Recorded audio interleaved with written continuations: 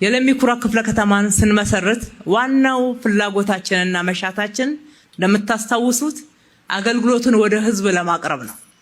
የካና ቦሌ ክፍለ ከተማ በጣም ሰፊ ከመሆኑ የተነሳ እዛ አገልግሎትን ፍለጋ ስትመላለሱ እናንተ ላይ ደረሰውን ጉዳት አይተን እሱን ለመቀነስ ብለን የፈጠርነው ክፍለ ከተማ ነው። ነገር ግን አዲሱን ክፍለ ከተማ ከነባሮቹ ክፍለ ከተማ ፋይል አምጥተን አደራጅተን በሰው ኃይል ዝግጅት ስለምናደርግ ሌባና ደላላው እየቀደመ እየተደራጀ በፍላጎታችን ተቃራኒ በሆነ መንገድ የተወሰነ ፈትኖን እንደነበረ ሁላችንም አንዘነጋውም።